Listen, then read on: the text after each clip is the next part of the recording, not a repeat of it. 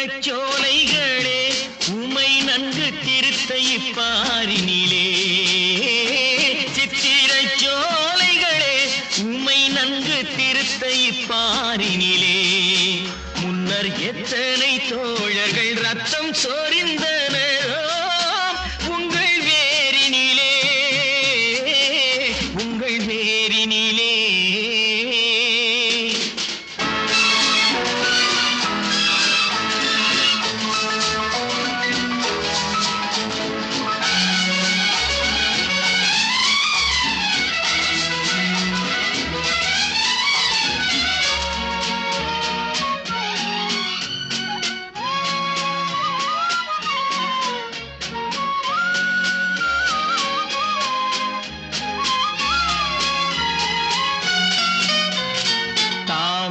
பூத்த தடாகங்களே உமை தந்த அக்காலத்திலே தாமரை பூத்த தடாகங்களே உமை தந்த அக்காலத்திலே எங்கள் தூய்மை சகோதரர் தூண்டு மறைந்ததை சொல்லவோ ஞாலத்திலே சொல்லவோ ஞாலத்திலே சித்திர சோலைகளே உமை நன்கு திருத்த இப்பாரினிலே முன்னர் எத்தனை தோழர்கள் ரத்தம் சொரிந்தனரோ உங்கள் வேரினிலே உங்கள் வேரினிலே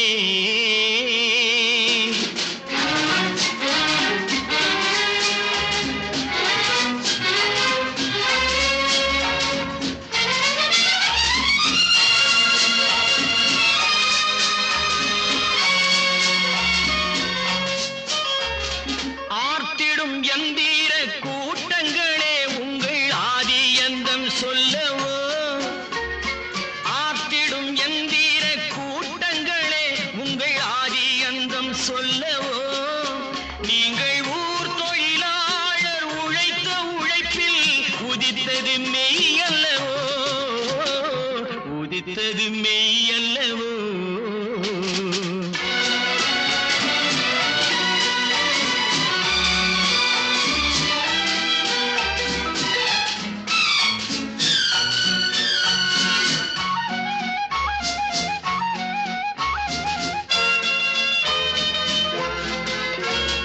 தாரணியே தொழிலாளர் உழைப்புக்கு சாட்சியும் நீ அன்றோ தாரணியே தொழிலாளர் உழைப்புக்கு சாட்சியும் நீ அன்றோ பசி தீரும் என்றால் உயிர் போகும் என சொல்லும் செல்வர்கள் நீதி நன்றோ செல்வர்கள் நீதி நன்றோ சித்திர சோலைகளே உமை நன்கு திருத்த இப்பாரினிலே சித்திர சோலைகளே உமை நன்கு திருத்த இப்பாரினிலே முன்னர் எத்தனை தோழர்கள் ரத்தம் சொரிந்தனரோ உங்கள் வேரினிலே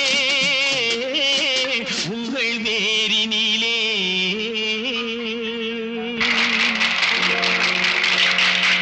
அன்புடன் தமிழக மக்களுக்கும் இதய தெய்வம் டாக்டர் புரட்சித் தலைவர் எம்ஜிஆர் அவர்களின் கோடான கோடி இரத்தத்தின் இரத்தமான உடன்பிறப்புகளுக்கும் இன்று மே தின விழா அண்ணா எம்ஜிஆர் மகான்கள் கழகத்தின் நிறுவனரும் பொதுச் செயலாளரும் என்றும் எம்ஜிஆரின் எளிய தொண்டன் பிஎஸ்என்எல் ஆர் ராஜா தொழிலாளர் தினத்தை முன்னிட்டு இன்று அனைத்து தொழிலாளர் மக்களுக்கு வாழ்த்துக்களும் நன்றிகளும் கூறி இந்த தொழிலாளர் தினத்தை பற்றி என் கருத்தை பதிவிடுகிறேன். தொழிலாளர் என்பது ஒரு சாதாரண மனிதன் அல்ல, அவன் மாபெரும் ஒரு படைப்பாளி. இந்த நாட்டின் முதுகெலும்பாக வாழக்கூடிய ஒவ்வொரு உழைப்பாளியும் இந்த நாட்டுக்கு முக்கியமானவனாக வாழ்கின்றான். தொழிலாளர் தினம் என்பது உலகம் முழுவதும் அவர் 364 நாட்கள் உழைத்து 365வது நாட்கள் இந்த தொழிலாளர் தினத்தை சிறப்பாக கொண்டாடி மகிழ்ந்து குடும்பத்தோடு அவர்கள் வாழ்க்கையை மகிழ்கின்றார்கள். தொழிலாளருடைய வாழ்க்கையினுடைய தரம் இந்த நாட்டுக்கும் இந்த மக்களுக்கும் அவர்கள் ஒரு மாபெரும் முதுகெலும்பாக வாழ்ந்து கொண்டு வருகிறார்கள். அன்றைய தினம் அந்நியன் ஆதிக்கத்தில் இருக்கின்ற பொழுது கொத்தடிமையாக தொழிலாளர்களை நடத்தி வந்தார்கள். அப்படி வருகின்ற நேரத்தில் ஜாலியன்வாலாபாத்தில் தொழிலாளர்களை 140 பேரை கொடூரமாக கொன்று குவித்தார்கள். முதலாளித்துவம் சர்வாதிகாரத்தை கையில் எடுத்துக்கொண்டு அந்த தொழிலாளர் வர்க்கத்தை எப்படியாவது நாம் அழிக்க வேண்டும். அவர்கள் கேள்வி கேட்கின்றார்கள், நம்மை எதிர்த்து பேசுகின்றார்கள். நம்மிடம் கை கட்டி வாய்ப்பொத்தி வாழ்ந்த தொழிலாளர்கள் இன்று ஜனநாயக உரிமை பற்றி பேசப்படுகிறார்கள் என்று அவர்கள் ஒரு கோலோச்சி ஒரு வன்முறை ஆதிக்கத்தை செயல்படுத்தினார்கள் அன்றைய முதலாளி வர்க்கம். அதற்காக தொழிலாளர்கள் ஒன்று கூடி தொழிற்சங்கம் என்றதை ஒன்று அமைத்து அதில் ஒரு சட்டதிட்டங்களை அமைத்து ஒரு தொழிலாளருக்கு 3 வேளை பணி 8 மணி நேரம், ஓய்வு 8 மணி நேரம், உறக்கம் 8 மணி நேரம், இப்படி ஒரு நாள் 24 மணி நேரத்திற்கு 3 பகுதியாக பிரித்து அதில் 8 மணி நேரம் பணியாற்ற வேண்டும் என்ற ஒரு சட்டத்தை அன்றைய தொழிற்சங்க தலைவர்கள் நிர்ணயித்தார்கள். அதன்படி தொழிற்சங்கம் சிறப்பாக வளர்ந்தது. தொழிலாளர் குறைகளை முதலாளி வர்க்கம் ஒடுக்குகின்ற பொழுது தொழிற்சங்கம் முன்னின்று வாதாடி அவர்களுடைய வாழ்க்கை தரத்தை உயர்த்தி வந்தார்கள் அன்றைய தொழிற்சங்க தலைவர்கள். ஏன், நான் 1983 தொலைபேசியில் சேர்ந்த பொழுது நானும் ஒரு தொழிற்சங்க உறுப்பினராக பணியாற்றினேன். எனக்கு தொழிற்சங்கம் மிகவும் பிடிக்கும். அதனுடைய சட்டத்திட்டங்கள் எனக்கு ரொம்பவும் பிடிக்கும். தொழிலாளர்களுக்கு ஏதாவது பாதிப்பு என்றால் உடனடியாக தொழிற்சங்க தலைவர்கள் அந்த அதிகாரி மட்டத்தில் பேசி ஒரு தீர்வு கண்டு அவர்களை நிம்மதியாக வாழ வைப்பதற்காக அன்றைய தொழிற்சங்க தலைவர்கள் பணியாற்றினார்கள். அந்த தொழிற்சங்கத்தில் நானும் ஒருவன் பணியாற்றினேன். அன்றிலிருந்தான் நான் பேசுவதற்கு கற்றுக்கொண்டேன். எப்படி பேச வேண்டும், எந்த அதிகாரிகளிடம் இணக்கமாக பேச வேண்டும், எந்த அதிகாரிகள் தவறு செய்கின்றார்களோ அவர்களை தட்டி கேட்டு அந்த தொழிலாளர்களுக்காக அவர்களுக்கு பாதுகாப்பு கொடுக்க வேண்டும் என்ற ஒரு பக்குவத்தை நான் தொழிற்சங்கத்தில் கற்றுக்கொண்டவன். இன்று நான் அரசியல் பேசுவதற்கு காரணம் என்னை தொழிற்சங்கம் வளர்த்து ஆளாக்கியது. என்னுடைய பணி முதலில் வேலையை முடித்து கொண்டு தான் எந்த அதிகாரியிடத்திலும் நான் அமர்ந்து பேசுவேன். அது உயர் அதிகாரி யாராக இருந்தாலும் சரி. அது தொலைபேசி இலாக்காவில் ஜிஎம் இருப்பாங்க, சிஜிஎம் இருப்பாங்க, டிஜிஎம் இருப்பாங்க, டி இருப்பாங்க, ஏ இருப்பாங்க, ஜே இருப்பாங்க. இப்படி படிப்படியான அவர்களுடைய தகுதிக்கு தகுந்தாமார் தொலைபேசியில் அதிகாரிகள் இருந்தார்கள். அந்த அதிகாரி மட்டத்தில் இந்த தொழிலாளருக்காக நான் போராடி இருக்கிறேன். என்னை எல்லோரும் நம்புவார்கள். அப்பொழுது என் பெயர் ஆர் சங்கர், சென்னை தொலைபேசியில். அதே நேரத்தில் என்னை தொழிற்சங்கம் ஆளாக்கியது. நீ தைரியமாக போய் அதிகாரியிடத்தில் பேசு, இந்த தொழிலாளருக்காக நீ பாதுகாப்பு கொடு. அப்பொழுது இருந்த தலைவர்கள் எல்லாம் ஒரு பொதுநலவாதியாக இருந்தார்கள். அது எனக்கு ரொம்ப ஆர்வமாக இருந்தது. ஒரு மாநில தலைவர் ஒரு சாதாரண உறுப்பினராக என்னை ஒரு டியிடம் பேசுவதற்கு வாய்ப்பு கொடுப்பார்கள், டிஜிஎம்மிடம் பேசுவதற்கு வாய்ப்பு கொடுப்பார்கள், ஜிஎம்மிடம் பேசுவதற்கு வாய்ப்பு கொடுப்பார்கள். இப்படி பல அதிகாரியிடம் நான் அமர்ந்து பேசியிருக்கிறேன். என்னுடன் அனைத்து தோழர்களும் வந்து கலந்து கொள்வார்கள். அதில் நான் தனிப்பட்ட சங்கமாக செல்ல மாட்டேன். எப்பொழுதும் அனைத்து சங்கங்களையும் அரவணைப்பேன். என்எஃப்டி, எஃப்என்டிஓ, டெப்பு சங்கம், எஸ்சி சங்கம், எஸ்டி சங்கம், இப்படி அனைத்து தொழிற்சங்கங்களையும் அனைவரையும் அரவணைத்து அவர்களை அழைத்து சென்று அவர்களுடைய குறைகளை அங்கே உட்கார்ந்தவுடன் அந்த குறைகளை தீர்த்து வைத்து விட்டு தான் நான் வெளியே வருவேன். அதற்கு காரணம் என்னை தொழிற்சங்கம் ஆளாக்கியது. அந்த தொழிற்சங்கத்துக்கு நான் நன்றி கடன் பட்டவனாகவே அந்த இலாக்காவில் இருக்கின்றவை என்னுடைய பணியை சிறப்பாக செய்தேன். நான் அதிகாரிகளை சென்று பார்க்கின்ற பொழுது அதிகாரிகள் ரொம்ப கவனமாக இருப்பார்கள்.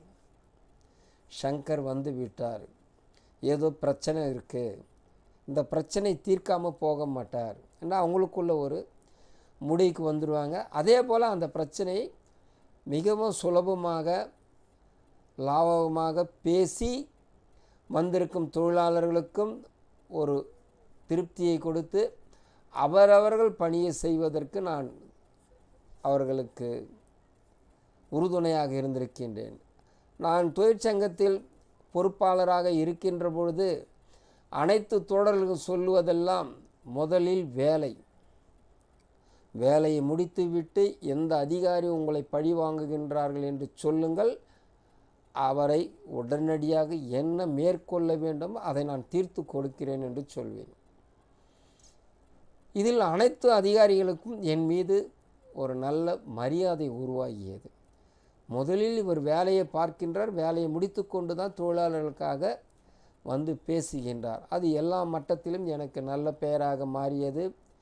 அதேபோல் மாநில அளவுக்கும் எனக்கு நல்ல பேரும் புகழும் கிடைத்தது. என்னை பேச வைத்து அழகு பார்த்தார்கள். அப்பொழுது என்எஃப்டி தொழிற்சங்கம், அங்கு இருக்கிற மாநில தலைவர்கள், பொருளாளர்கள்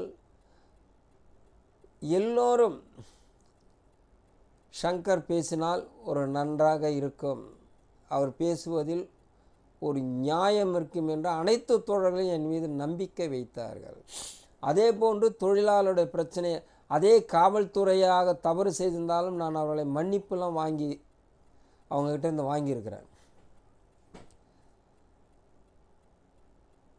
எல்லா தோழர்களும் என் மீது அந்த அளவுக்கு மதிப்பும் மரியாதையும் வைத்திருந்தார்கள். சங்கர் வந்தால் அதனுடைய பிரச்சனையை உடனடியாக தீர்த்து கொடுத்துருவார், எந்த பயமும் இல்லை. அதே போல் தொழிலாளர்களை பழி வாங்கக்கூடாது அதிகாரிகள். அப்படி வாங்குற மாதிரி இருந்தனா அந்த அதிகாரி நான் விடவே மாட்டேன்.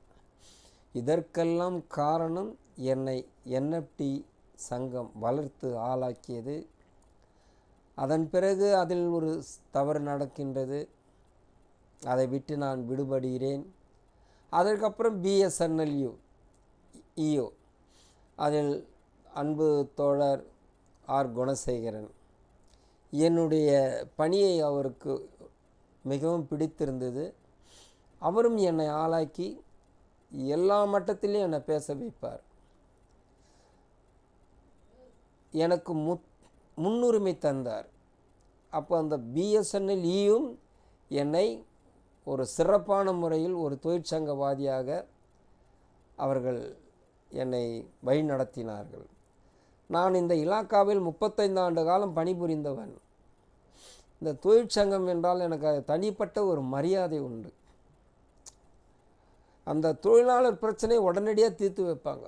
அப்போ இருந்த தொழிற்சங்கம்லாம், தொழிற்சங்கம் என்பது என்ன, அது இன்னும் சில பேருக்கு தெரியுமா தெரியாதா எனக்கு தெரியாது. ஒரு தொழிலாளின் வாழ்க்கையை பாதுகாப்பதற்தான் ஒரு தொழிற்சங்கம். அதற்காக தான் தொழிற்சங்கம் அமைத்தார்கள். ஆனால் இன்று அப்படி அல்ல. இப்போ தமிழ்நாட்டில் போக்குவரத்து தொழிலாளர்கள் போராடுகின்றார்கள். இன்னும் அவங்களுக்கு விமோச்சனமே கிடைக்கல. அப்போ அந்த தொழிற்சங்கம் எந்த நிலைமைக்கு இருக்கின்றது தான் நம்மளுடைய கேள்வி. தொழிற்சங்கம் உறுதியாக இருந்தால் இந்த நாட்டை ஆளக்கூடிய ஆட்சியாளர்களாக இருந்தாலும் அவரிடம் ஒன்றும் செய்ய முடியாது. ஏனென்றால் தொலைபேசியில் நாங்கள் பணிபுரிகின்ற பொழுது தொழிற்சங்கத்தில் மத்திய அரசாங்கத்தையே எதிர்த்து போராடி இருக்கிறோம். அந்த மத்திய அரசாங்கம் எங்களுக்கு செவி சாய்த்தது. அப்பொழுது நேர்மையான தோழர்கள் அப்பொழுது தொழிற்சங்கத்தில் அவர்கள் பிரதிபலனை பார்ப்பதில்லை. தொழிலாளர்கள் நலமுடன் இருக்க வேண்டும் என்பதுதான் அன்றைய தொழிற்சங்கவாதிகள் போராடினார்கள். தொழிலாளர்களுக்காக வாழ்ந்தார்கள். அதன் பிறகு தனியாருக்கு தாராக்கப்படும் என்ற பொழுது தொழிற்சங்கங்கள் காலாவதியாக மாறப்படுகின்றது. 2000 BSNL என்ற ஒரு தனியார் அமைப்பு, அரசியல்வாதிகள் இந்த தொலைபேசி நிர்வாகத்தை தனியாருக்கு அடமானம் வைத்து விட்டார்கள். அவர்கள் அடமானம் வைக்கின்ற பொழுது அதேபோல் இந்த தொழிற்சங்கவாதியும் தனக்கு தேவையானவர்களை ஆட்சியாளர்கள் பயன்படுத்தினார்கள். இதனால் தொழிற்சங்கம் பலம் குறைந்து தொழிலாளருடைய வாழ்க்கை இன்று அழிந்து விட்டது. எனக்கு தொலைபேசி நிறுவனம் ரொம்பவும் பிடிக்கும். ஏன்னா என்னை வாழ வைத்து, என்னை மட்டுமல்ல, அந்த துறையில் இருந்த அனைத்து தோழர்களும் சகோதரர்களும் சிறப்பாக வாழ்ந்தார்கள். நாங்கள் ஒவ்வொரு முறை மே தினம் கொண்டாடுகின்ற பொழுது ஒரு கூக்குரல் கொடுப்போம். தொழிலாளர் ஒற்றுமை ஓங்குக, தொழிற்சங்கம் ஒற்றுமை வெற்றி பெறுக, அப்படி என்று நாங்கள் முழக்கங்கள் கொடுப்போம். அந்த தொழிலாளர் ஒற்றுமை இந்த நாட்டையே ஆளக்கூடிய வல்லமை படைத்த மாபெரும் குரல். தொழிற்சங்கம் முன்னேற்றம் அடைவதற்கு அதில் இருந்த தலைவர்கள் தோழர்கள் நீதியாகவும் நேர்மையாகவும் இந்த தொழிற்சங்கத்தை வளர்த்தார்கள். எனக்கு இவர்கள் மீது ரொம்ப பற்று உண்டு. தொழிற்சங்கம் என்றால் எனக்கு ஒரு தனிப்பட்ட ஒரு ருசிகரமான சிந்தனை. அதில் நல்ல நல்ல கருத்துக்கள் பகிர்ந்து கொண்டேன். நான் எந்த தோழர்கள் பேசுகிறார்கள் என்று அதை உன்னிப்பாக நான் கவனிப்பேன். அவர் என்ன கருத்தை சொல்லப்படுகிறார். பேசப்படுபவர்கள் டெல்லியினுடைய நிகழ்வுகளையும் தமிழ்நாட்டினுடைய நிகழ்வுகளையும் என்னென்ன நடக்கின்றது என்பதை தெள்ளத் தெளிவாக தோழர்கள் அவர்கள் உரையாற்றுகின்ற பொழுது அந்த உரையை நான் கவனமாக கேட்டு அதன்படி நான் இந்த தொழிற்சங்கத்தில் நடந்து கொண்டவன். இன்னும் நான் யாருக்கும் பயப்பட மாட்டேன். மடியில் கனம் இருந்தால் தானே வழியில் பயம் இருக்கும். பெரிய பெரிய அதிகாரிகள்லாம் நான் நேர்மையாக பேசுவேன். அவங்க அதுக்கு தகுந்த மாதிரி எனக்கு பதில் கொடுத்துருவாங்க. பரவாயில்ல, சங்கர் நல்லா பேசுகிறாரு, அதே நேரத்தில் தொழில் மீது ரொம்ப கவனமாக இருக்கிறாரு அப்படின்ற ஒரு நல்ல ஒரு வார்த்தைகளை அவர்களிடத்து நான் வாங்கி கொண்டிருக்கிறேன். இன்று இந்த தொழிற்சங்கம் இப்பொழுது எலும்புக்கூடாக மாறிவிட்டது. அது எனக்கு பார்ப்பதற்கே மனம் வருத்தமாக உள்ளது. என்னை வாழ வைத்தது இந்த இலாக்கா, என் குடும்பத்தை வாழ வைத்தது என்னை மட்டுமல்ல, தொலைபேசியில் பணிபுரியும் மேல் மட்டத்திலிருந்து கீழ்மட்டத்திலிருந்து பணிபுரிகின்ற அத்தனை தோழர்களும் இன்று நலமாகவும் சுகமாகவும் வாழ்வதற்கு காரணம் இந்த தொலைபேசி இலாக்கா. ஒரு தாய் நலமாக இருந்தால்தான் அந்த பிள்ளை நலமாக இருப்பான். அந்த தாய் நலம் இல்லை என்றால் அந்த பிள்ளையும் வாடிவிடுவான்.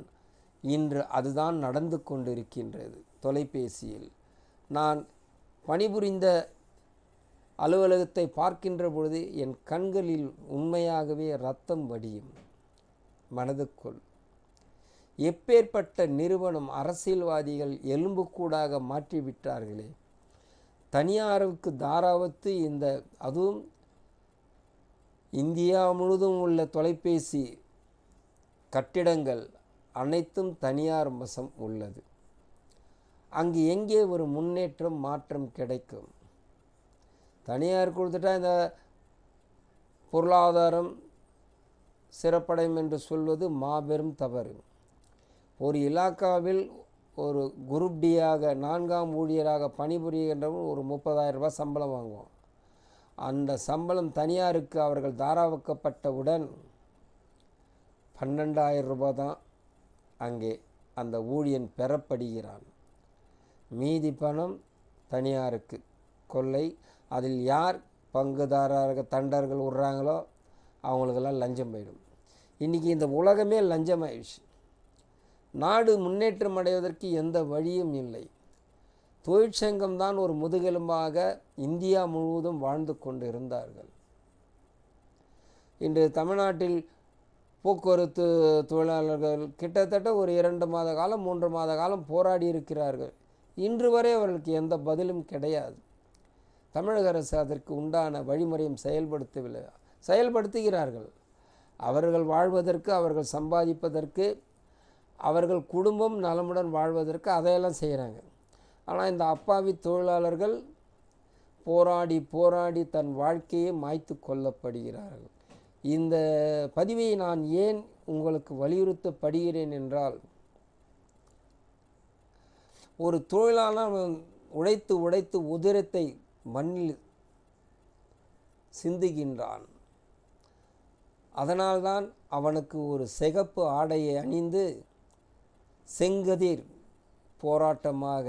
போராட்ட குணமாக தொழிலாளருக்கு நலமாக இருப்பதற்காக இந்த எதிர்காலத்தை எப்படியாவது மாற்றி அமைக்க வழி கிடைக்காதா என்று தொழிலாளர்கள் அன்று போராடினார்கள். அதற்காக வாழ்வாதாரத்தையும் கொடுத்தார்கள். ஆனால் இன்று அப்படி அல்ல. எல்லாம் தனியார் மயம்தான் அடமானம். எனக்கு மிகவும் வருத்தமாக உள்ளது. தனியார்கிட்ட கொடுத்துட்டா இந்த நாடு முன்னேற்றம் அடைஞ்சிடுமா? அடையாது. அதான் உங்களுக்கு ஒரு உதாரணம் கொடுத்தேன் இல்லையா? ஒரு 4ஆம் வகுப்பு சார்ந்த கடைநிலை ஊழியன் குரூப் டி, அவன் 30,000 ரூபாய் சம்பளம் வாங்கினான்னா அதே தனியாருக்கு கான்ட்ராக்ட் எடுக்கும்போது 12,000 ரூபாய் தான் கொடுக்குறாங்க. 30,000 எங்கே, 12,000 எங்கே? 18,000 ரூபாய் அந்த தனியார் கொள்ளையடிக்கப்படுகிறான். அதில் ஒரு 2,000 3,000 அது பிறருக்கு கொடுத்து, லஞ்சத்தை கொடுத்து அவன் வாழ்க்கை சல்லாபமாக வாழப்படுகிறான். அப்போ அங்கே எங்கே தொழிலாளர் வாழ்க்கையில் முன்னேற்றம் அடையும்? அன்றெல்லாம் தொழிற்சங்கவாதிகள் 8 மணி நேரம் வேலை, 8 மணி நேரம் உறக்கம், 8 மணி நேரம் ஓய்வு என்று ஒரு சட்டத்திட்டத்தை அமைத்தார்கள். இன்று படித்துவிட்டு இளைஞர்கள் தனியாரில், அதாவது ஐடி நிறுவனத்தில் பணியாற்றுகிறார்கள் அல்லவா? உண்மையிலே அவர்களை பார்க்கின்ற பொழுது எனக்கு மனம் வருத்தமாக இருக்கும். 14 மணி நேரம், 16 மணி நேரம், 12 மணி நேரம் கை நிறைய சம்பளம் வாங்கப்படுகிறார்கள். ஆனால் அவர்களுக்கு நிம்மதி இல்லை, அவர்களுக்கு உறக்கம் இல்லை, அவர்களுக்கு ஓய்வு இல்லை, அவர்கள் உடல்நலை பேணி பாதுகாக்க வழி இல்லை. கை நிறைய சம்பளம் வாங்குவாங்க. 1 லட்சம் வாங்குவாங்க, 1.5 லட்சம் வாங்குவாங்க, 80,000 வாங்குவாங்க. ஆனால் அவங்களுடைய வாழ்க்கை பாதை வேறு மாதிரியாக போகுது. அவங்க உண்ணுகின்ற உணவும் பாதை மாறிவிடுகிறது. அதனால் அவர்களுடைய உடல் நலமும் தீங்கிழைக்கின்றது. அதற்கு தான் அந்த தொழிற்சங்கம் என்று ஒரு திட்டத்தை அமைத்து அதற்கென்று ஒரு செயல்பாடு. ஆனால் இன்று அந்த தொழிற்சங்கமே சீரழிந்து சின்ன பணமாக போயிடுச்சு. இப்போ இன்று நான் எனக்கு பென்ஷன் கொடுக்கணும், அதையும் கேட்டு குடிச்சவராகிட்டாங்க. 7வது பே கமிஷன் 2017 கொடுக்குறேன்னாங்க. அதில் 15% தரங்க, நீங்கள் வாங்கிக்கங்கன்னு. அதை தொழிற்சங்கவாதிகள் அதை முறையாக வாங்கியிருந்தானா நல்லா இருக்கும். அந்த தொழிற்சங்கத்தில் நான் பெரியவனா நீ பெரியவனான்ற ஒரு போராட்டத்தில் இருக்கிறதே இழந்துட்டாங்க. அவன் என்ன பண்ணான், இழுத்து கதவு மூடிட்டான். அந்த 15% போயிடுது. இப்போது ஓய்வு பெற்ற ஊழியர்களுக்கு அவங்களுக்கும் ஒரு 5% தரேன்னு சொன்னான். இந்த தொழிற்சங்கம் சண்டை போட்டால் அதுவும் 3ஆக போயிடுது. அதாவது வாழ்வதற்கு இப்போ வழி யாரும் தொழிற்சங்கங்கள் செய்யவில்லை. என்னடா இவர் தொழிற்சங்கத்தில் இருந்துக்கினே ஒரு தொழிற்சங்கத்தை குறை சொல்லுகிறார் என்று நினைப்பீர்கள். இதை பார்க்கின்ற அனைத்து சகோதரர்களும் தோழர்களும், நான் அதில் ஆழமாக பணியாற்றியவன். தொழிற்சங்கத்தில் பிரதிபலனை நான் பார்த்தவன் இல்லை. என்னை தொழிற்சங்கம் தான் ஆளாக்கியது. இன்று நான் இந்த பதிவை போடுகிறேன் என்றால் அதற்கு தொழிற்சங்கம்தான் காரணம். இப்படி தான் பேச வேண்டும் என்ற எனக்கு ஒரு தத்துவமான ஒரு கொள்கையை கற்றுக் கொடுத்தது அந்த தொழிற்சங்கம்.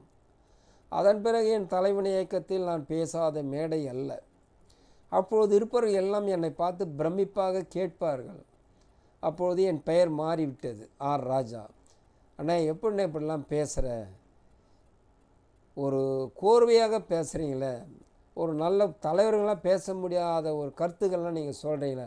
அங்கேயே சொல்லுவேன், நான் இன்று மேடையில் பேசுவதற்கு காரணம் என்னை தொழிற்சங்கம் வளர்த்து ஆளாக்கியது. அதனுடைய அடிப்படை தான் என் தங்கத் தலைவன் பொன்மனச்செம்மல் புரட்சித் தலைவர் எம்ஜிஆர் அவரின் கொள்கையும் அண்ணாவின் வழியை வந்த தம்பியாக நான் இன்று வரை பணியாற்றுகின்றேன். நான் என்றும் பிரதிபலனை பார்த்தவன் அல்ல. அது எனக்கு பிடிக்கும் பிடிக்காது. இப்போ எல்லாம் கேட்குறாங்க, பணம் கொடுப்பீங்களான்றா. எனக்கு மனசு ரொம்ப வலிக்குது.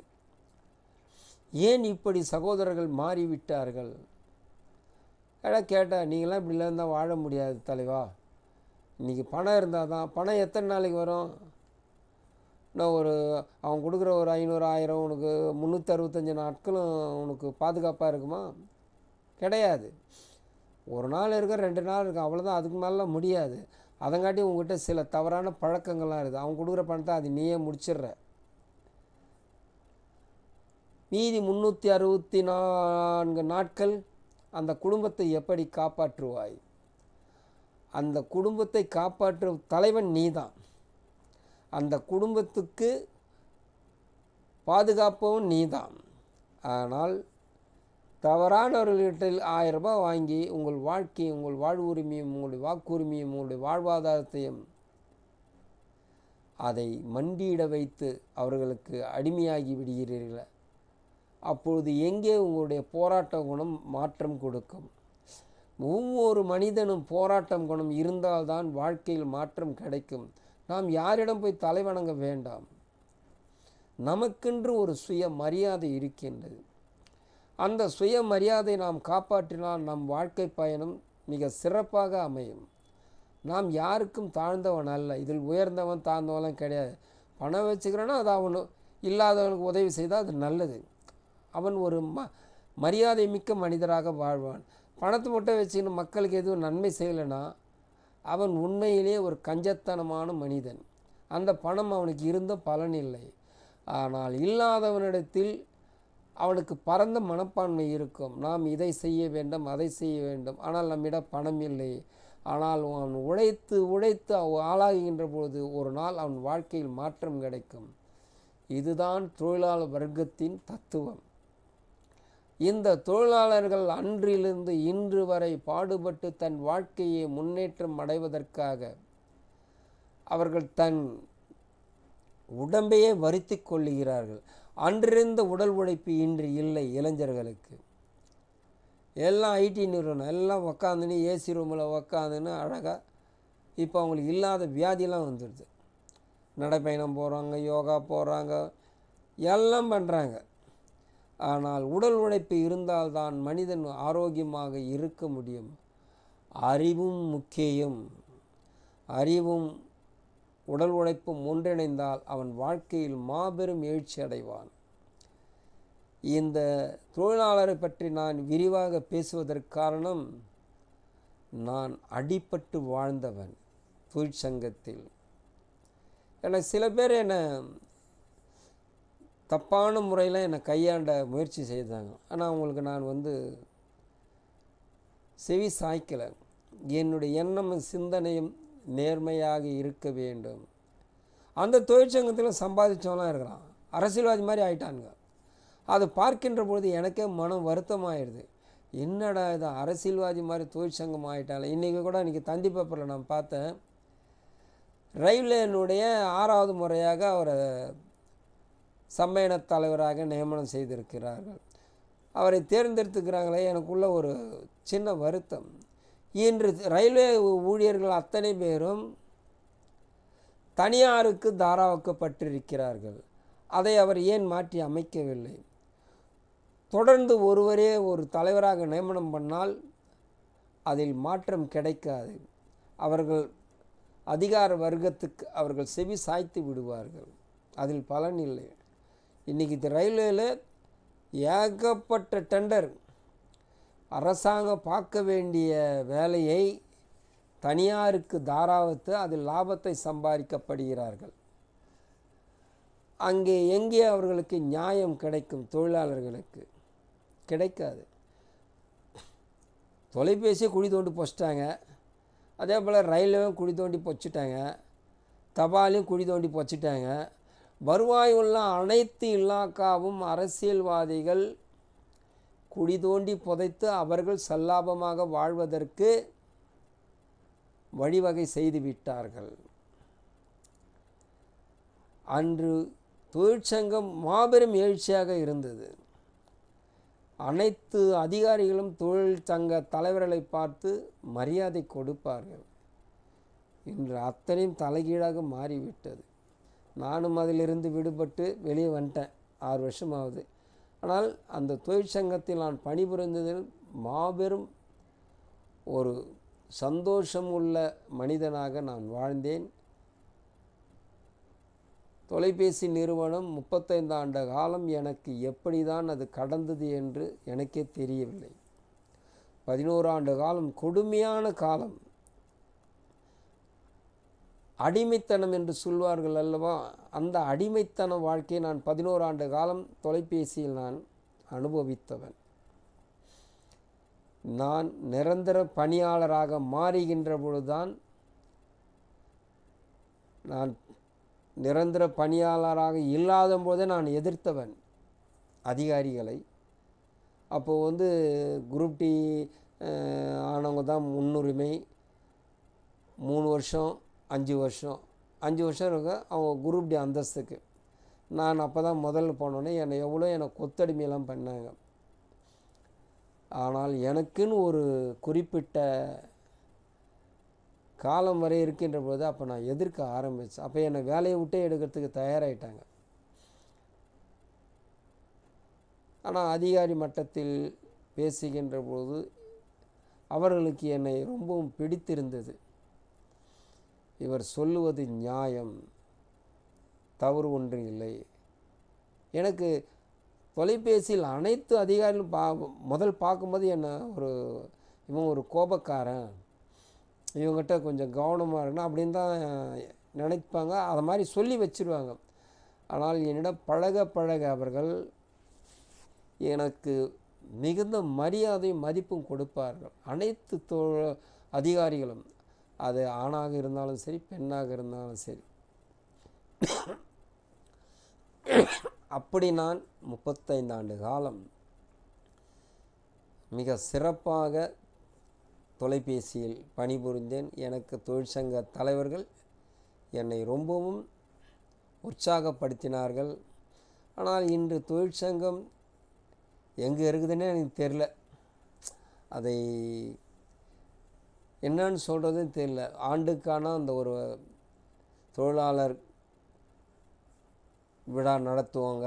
அந்த விழாவில் கலந்து கொண்டு நான் உரையாற்றுவேன். அது ஒரு மாபெரும் எழுச்சி மிக்க ஒரு விழாவாக இருக்கும். போராடுவோம், வெற்றி காணும் வரை போராடுவோம், அதிகாரிகளுக்கு இது ஒரு பாடமாக அமையும் என்று இப்படியெல்லாம் நாங்கள் கூக்குரலிட்டு போராடி இருக்கிறோம். அந்த போராட்டத்தில் கூட அதில் ஒரு நளினம் இருக்கும், மரியாதை நிமித்தம் இருக்கும். யார் மனதையும் புண்படும் அளவிற்கு போராட்டத்தில் கூக்குரல் இடமாட்டோம். ஏனென்றால் அந்த அளவுக்கு பக்குவப்படுத்தி எங்களை ஆளாக்கினாங்க. இந்த மே தினத்தில் உலக மக்கள் அனைவரும் ஒன்று கூடி ஒரு குடும்பம் நிகழ்ச்சியாக அது கொண்டாடுவார்கள். இன்று நான் ஓய்வு பெற்று இருப்பதனால் அனைத்து உலக மக்கள் தொழிலாளர்களுக்கும் அனைவரும் உங்கள் வாழ்க்கையில் மாற்றம் கொள்ளுங்கள்.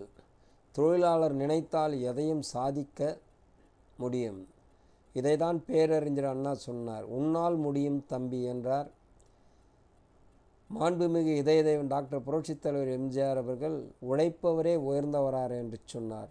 இந்த 2 கொள்கையும் நீங்கள் கையில் எடுத்துக்கொண்டு நீங்கள் எந்த துறையில் உயர் அதிகாரியாக இருந்தாலும் நேர்மையாகவும் நாணயமாகவும் செயல்பட்டால் அந்த தொழிலாளர்களுக்கு பாதுகாப்பு உங்களால் தர முடியும் என்று சொல்லி இந்த மே தின நன்னாளில் உங்கள் அனைவரையும் வாழ்த்துகிறேன், பாராட்டுகிறேன்.